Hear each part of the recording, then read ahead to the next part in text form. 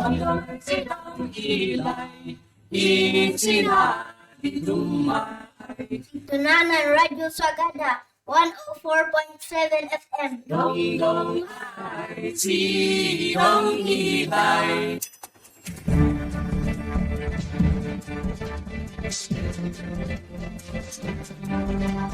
Damdamag Radyo Sagada.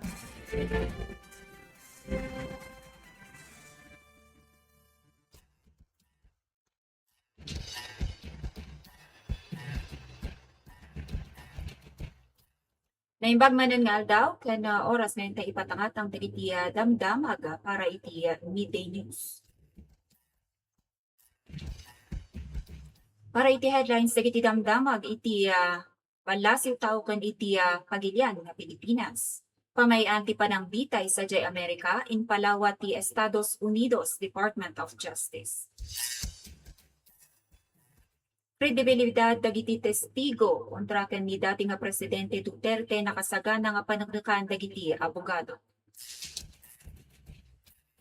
Ken maiyunay-unay ti kinakurang ti trabaho para kadagiti meteorologists iti pagilyan. Para iti headlines dagiti damdamag met iti rehiyon tayo nga Cordillera ken iti damdamag lokal. Talupulo, wano nasurok talugasot nga truck tinatnateng iti Cordillera na ilibre iti toll fee.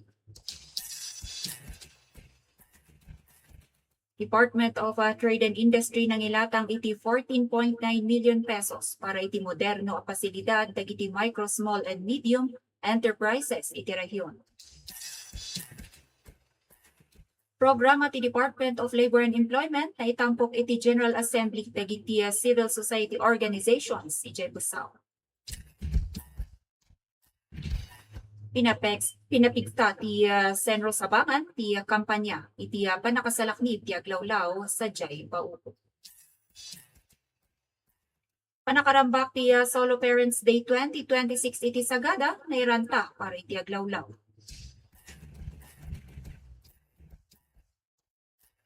Pambansang koalisyon dagiti babasit a minero mangisaksakad iti reforma para iti natalged a panagbinas iti pagigyan.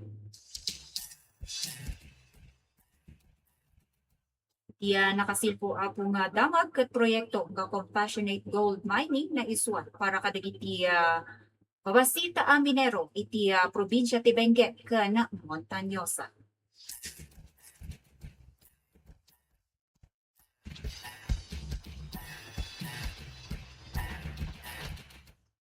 Para nga rod apo iti detalye dagiti damdamag. Iti balasiw tao, opisyal nga inpalawa daytoy United States Department of Justice. Dagiti pamayan iti panang ipatungpal iti dusa kamatayan sa Jay America. Iti sidong ti baro a direktiba ti gobyerno. Malaksig iti tradisyonal nga lethal injection na ipalubusen metlang ti panagusar iti firing squad. Gas asphyxiation ken daytoy silya elektrika tapno maisigurado ti tuloy-tuloy nga implementasyon daytoy death penalty. Sigud iti DOJ tinasao nga nasyon napateg daytoy nga addang tapno saan ang maitantan ti hustisya iti sangwanan ti mapatpadasan a panagkuram dagiti agas akasapulan iti lethal injection. Tinasao a pulisiya ket paset tinalawlaw a kampanya ni US President Donald Trump nga iti panagsublina iti pwesto iti 2025 ket dagos a naibilin ti panagituloy kadagiti federal execution. Panggep tinasao a pamilin nga papigsaan ti panangwaswas kadagiti nadadagsen a krimen ken baliktaden ti moratorium nga patungpal ti napalabas nga administrasyon ni Biden.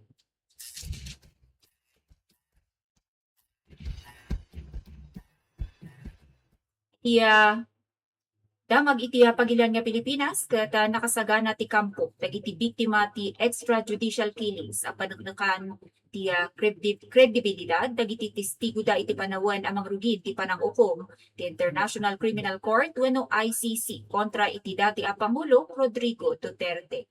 Daytoy iti sumbat ni Attorney Gilbert Andres iti inbaga ti depensa asaan apudno ti ibagbaga dagiti testigo ti prosekusyon para iti kaso nga crimes against humanity. Sigon kani Andres, titungtungan ti kinapudno kadagiti testimonya ket matalantan iti mismo nga panagdengeg saan nga iti pre-trial stage. Inpaganget ti legal team dagiti biktima adimalan iti usto nga proseso ken saan ang naipaidaman iti due process ti kampo ni Duterte iti uneg ti ICC. Target ti grupo nga irakurak ti nadara nga epekto ti war on drugs iti pamilya dagiti biktima babaen dagiti sulido nga ebidensya. Itakot manamnama at dumanon iti enam enggana iti 18 a bulan ti kinabayag ti panagsagana sakbay ti formal a panagrugi ti hearing kinasaong nga kaso.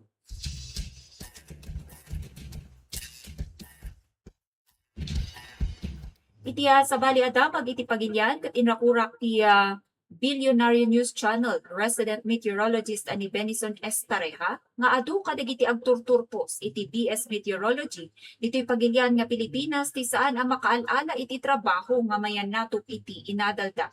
Sigon kini Estareja, dati nga nagserbi iti pag-asa uray no inmadu dagiti universidad amang ipapay iti nasao nga kurso agtaltalinaan nga limitado ti oportunidad para kanyada. Iti madamakot at dati pulo nga weather stations iti entero a pagilyano sa dino titunggal may sakot adaan lang iti upat nga observer kan meteorologist ang naka-assign. Iti likudan ti kinaagpaysuna nga kanayon ang matamtaman iti kalamidad akas iti bagyo ken layos ti Pilipinas inaklon ni Estareja ti kangrunan alapet ket ti kinakurang ti plantilla positions ken pondo apang sweldo para kadagiti baro nga eksperto. Kasolusyon ket insingasing nati panangikabil iti meteorologist iti tunggal lokal a gobyerno, partikular kadagiti lugar a kanayon nga labasan dagiti ditigra. Babaen daytoy may papigsa ti localized weather reporting ken mas a maisaganaan ti pangta ti aglawlaw iti nagduduma nga paset ti pagilyan. Iti met-apo detalya dagiti damdamag iti Region Cordillera ken damdamag lokal. Indeklara ti gobyerno nga toll-free ti panang-ibiyahe kadagiti produkto manipud iti gargarden paturong kadagiti kangrunaan nga bagsakan dagiti natnatem. Sigon iti Department of Agriculture Cordillera, nasurok talugasot nga truck ti naipaayanan iti akreditasyon iti sidong ti Food Lane Program manipud iti Abril 19 sa Jayla Trinidad, Benguet. Ti addang ket direktiba ni Pangulo nga Ferdinand Marcos Jr. Tapno malaganan dagiti tracker ken mannalon iti tenga ti nguminmina pala nga presyo ti krudo. Nakuna niya Nelben Patyag maysa nga vegetable dealer adakkel atulong ti programa gaputa mabawasan iti enggana 5,000 nga piso ti gastos da iti kada round trip nga biyahe.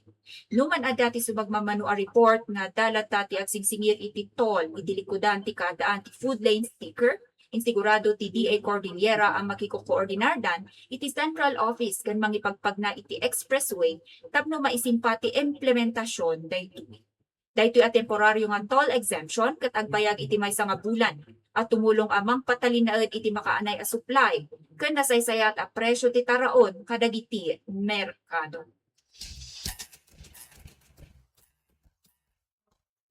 Iti sa bali adamag iti rehiyon impakamo ti Department of Trade and Industry wenno DTI ti panakailatang ti dandan ni 10.5 milyon a piso para iti panakaipatakder ti 8 nga shared service facilities wenno SSF. Ipapigsa daytoy ti produksyon dagiti micro, small and medium enterprises iti rehiyon. Kadakilang kadagitoy a proyekto ti 5 milyon nga piso a food lane, a food ken analytical laboratory sa Jaya, syudad iti Tabuk iti probinsya ti Kalinga. May tuyong mertidadduman a pondo kadagiti coffee processing iti probinsya ti Abra, Benguet ken ditoy Mountain Province. Coconut byproducts processing met ti maitakder ijay probinsya ti Apayao ken creative entertainment sa Jay Ifugao. Panggep ti SSF project nga aramiden a mas kompetitibo dagiti lokal a negosyante babaen ti panangted iti baro a makinarya kan ramit iti sidong ti maysa nga shared system. Nakunati ahensya ang manamnama a pangatuon daytoy iti kalidad dagiti produkto, mapalawat ti merkado kan makabuwa nga iti trabaho para kadagiti kakailian. Iti madama ket adda ti pakabuklan adua gasot kan 30 nga shared service facilities iti entero a rehiyon Cordillera.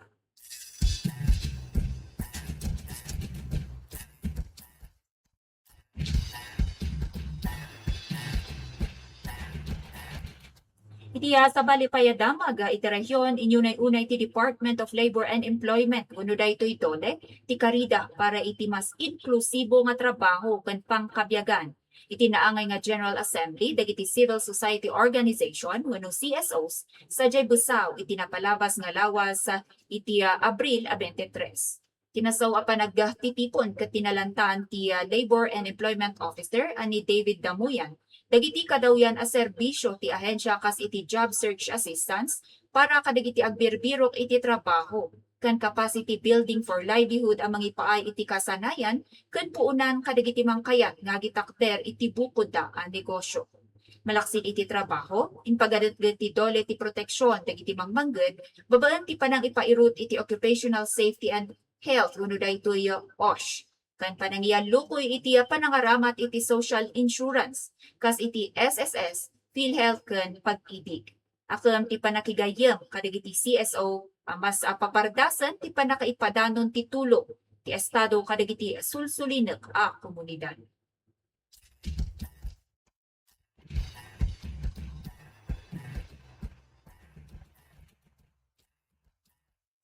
Iti apo detalye dagiti damdamag iti lokalidad.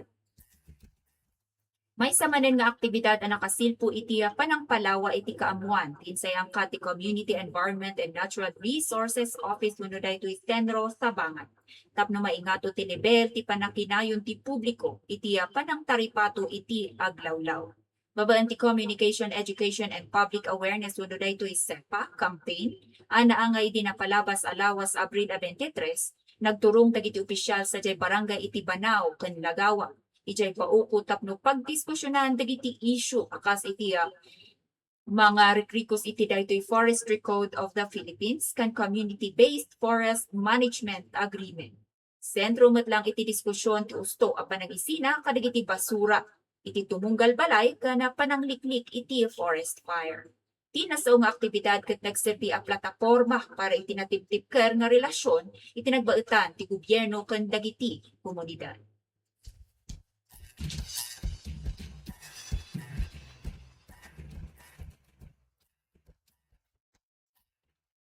Iti sa balipay adamag iti lokal ditoy sagada nabagas ti aktibidad kana panagkaykaysa ti patungpal a selebrasyon ti Solo Parents Week wenno Solo Parents Day iti daytoy nga munisipyo. Kalpasan ang makimaymaysa dagiti solo parents ken dagiti ubingda iti may saal daw nga banding ken panagpasalamat iti aglawlaw.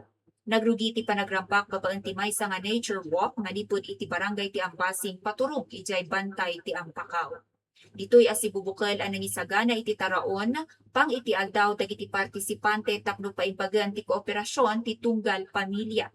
Naitampok pa iti selebrasyon ti maysa nga reflection session anang teddalan kadagiti solo parents nga ibingay dagiti karig ken arapa apda. Panggap daytoy ang mangipaay iti emotional support kan patibkeren ti panakigayem da iti komunidad. Malaksid iti panagkalayat ijay Mount Pakad, nagbalinmot lang nga edukasyonal tinasaw a panag-uurno. Kapu iti nayaramid a panang bigbig kadagiti edible kan herbal plants a mabirukan iti lugar. Sakbay ang nagturpos ti selebrasyon ket insayang ti grupo ti clean up drive kas panakimaymay sa iti panang taripato iti aglawlaw. Malaksid pa iti ragsak ket akem ti Solo Parents Day nga paimbagan ti wellness, ti disiplina ken panagkaykaysa dagiti solo parents iti munisipalidad.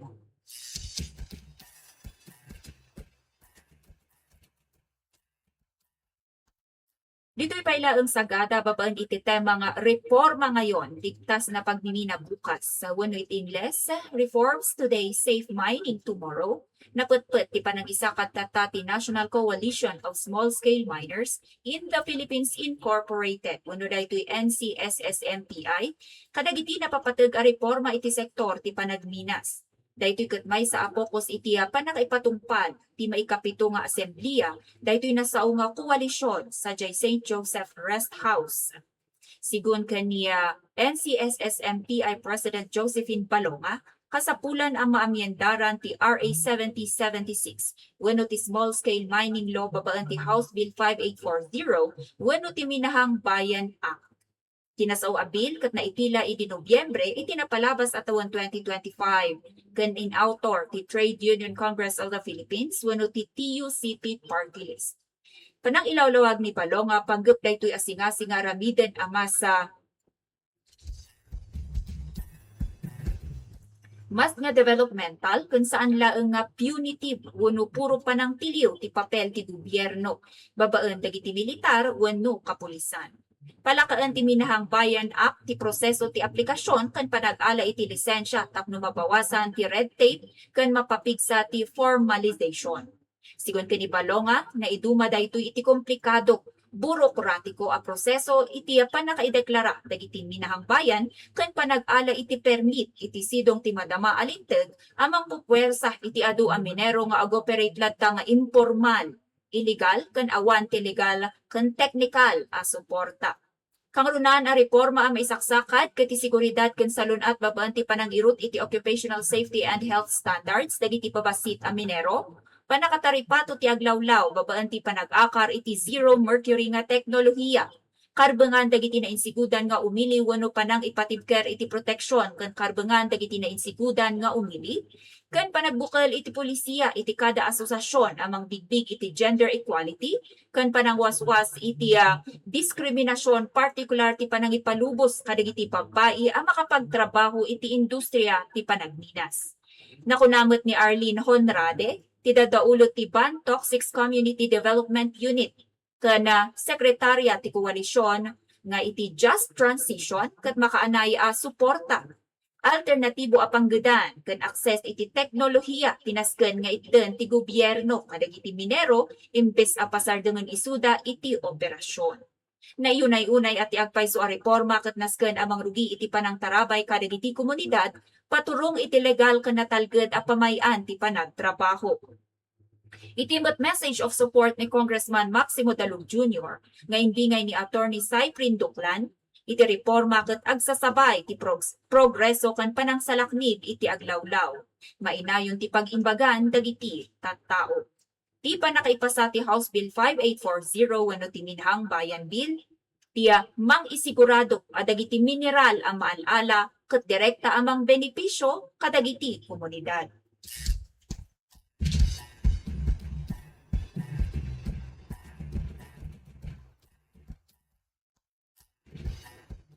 Tiya nakasilpo adamag, formal anayuswa tiya Compassionate Gold Mining Project para iti Mountain Province ken Benguet iti kalkalpas nga ruda ang maikapito nga asembleya daytoy National Coalition of Small-Scale Miners in the Philippines sa ditoy munisipyo ti Sagada. Iti sangwanan tinasurok duwa gasut a minero manipud iti nagduduma nga organisasyon iti Intero a Pilipinas ket inlawlawag ti Bantok 6 Executive Director Reynaldo San Juan Jr. ti akam ti proyekto. Imbingay na apanggep ti inisyatibo nga iabante ti pag-imbagan dagiti small-scale miners, akanayon nga adda iti pangtak kapu iti kemikal ken saan apatas a kondisyon iti panagtrabaho. Sentro ti proyekto ti panag-akar iti mercury-free a panagminas ken panangipapigsa iti karbengan dagiti mangbangged babaan ti upat nga pundasyon. Umuna, ket ti panagsukisok ken kaamuan, miner empowerment, organization strengthening kan maikaupat daytoy policy kan advocacy. May naig ditoy ket naangay ti panakapirma ti maysa nga Memorandum of Understanding wenno MOU itinagbaetan ti koalisyon. Ti grupo nga Bantok 6 kan ti Danish National Government Non-Government Organization nga Dialogos. Amang ipaay iti pondo para itinasao a proyekto. Manamnama daytoy atignay ket agserbi adalan paturong iti responsable formal kan natalged nga industriya ti panagbinas iti Benguet kan Mountain Province.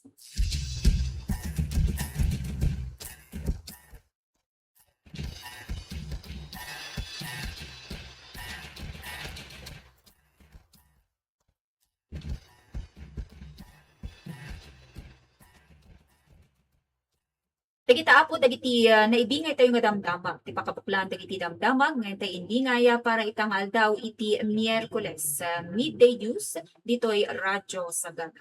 Siya nga ni Simbay nga nangibingaya kadagitoy nga damdamag ang mangibat-bati manen apo iti naimbag nga oras naimbag nga aldaw kana station data apo ditoy 104.7 FM Radyo Sagada.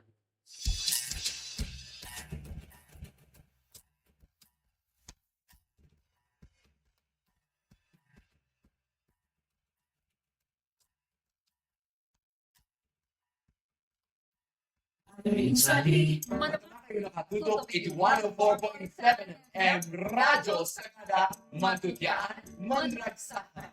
ay salido may